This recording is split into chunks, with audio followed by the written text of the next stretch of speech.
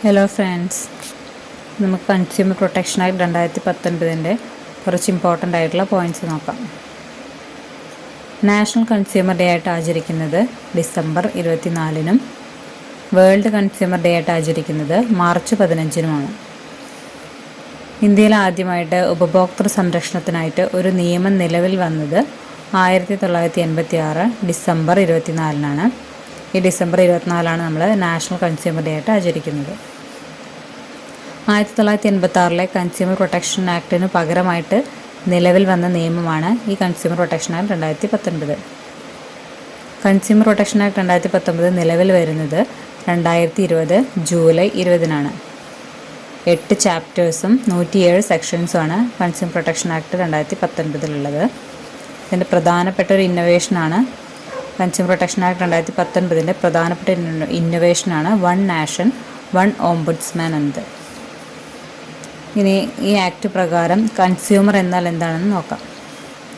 ഈ ആക്ട് പ്രകാരം കൺസ്യൂമർ എന്നാൽ പണം നൽകിയോ അല്ലെങ്കിൽ പണം നൽകാമെന്ന് വാഗ്ദാനം ചെയ്തോ അല്ലെങ്കിൽ പണം ഭാഗികമായി നൽകിയോ നൽകാമെന്ന് വാഗ്ദാനം ചെയ്തോ ഏതെങ്കിലും സാധനങ്ങൾ വാങ്ങുന്ന വ്യക്തി അല്ലെങ്കിൽ സേവനം പ്രയോജനപ്പെടുത്തുന്ന വ്യക്തിയെയാണ് ഈ കൺസ്യൂമർ പ്രൊട്ടക്ഷൻ ആക്ട് 2019 പ്രകാരം കൺസ്യൂമർ എന്ന് പറയുന്നത്.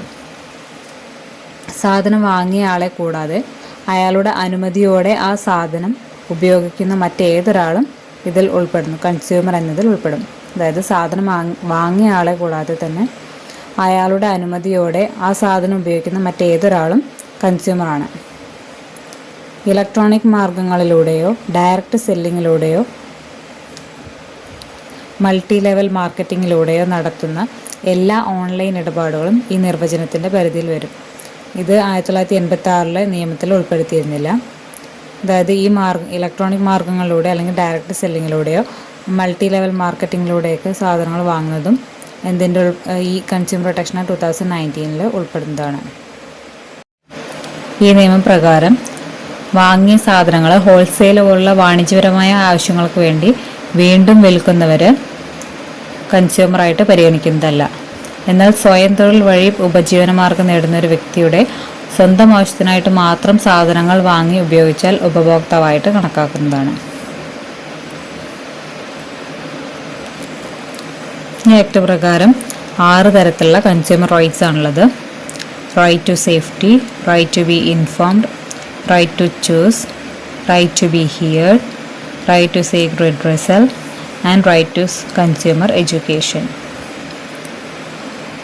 കൺസ്യൂമർ പ്രൊട്ടക്ഷൻ 2019-ൻ്റെ റെഗുലേറ്ററി ബോഡി എന്ന് പറയുന്നത് സെൻട്രൽ കൺസ്യൂമർ പ്രൊട്ടക്ഷൻ അതോറിറ്റിയാണ്. കൺസ്യൂമേഴ്സിന് നിലവിൽ കംപ്ലൈൻസ് എല്ലാം ഇലക്ട്രോണിക്കലി ഫയൽ ചെയ്യാവുന്നതാണ്.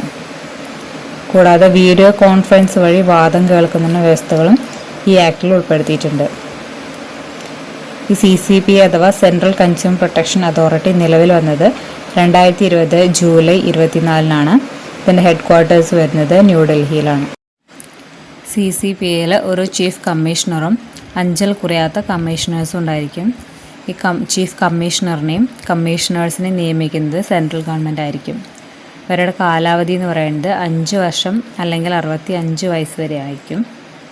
CCPAയ്ക്ക് അന്വേഷണം നടത്താനും നടപടിയെടുക്കാനുള്ള അധികാരമുണ്ട്. അപ് ടു 1 crore വരെയുള്ള കംപ്ലൈൻസ് ആണെങ്കിൽ നമ്മൾ ഡിസ്ട്രിക്ട് കമ്മീഷനിലാണ് ഫയൽ ചെയ്യേണ്ടത്. And complaints between 1 crore and 10 crore ആണെങ്കിൽ സ്റ്റേറ്റ് കമ്മീഷനിലും എബവ് 10 crore ആണെങ്കിൽ നാഷണൽ കമ്മീഷനിലാണ് ഫയൽ ചെയ്യേണ്ടത്.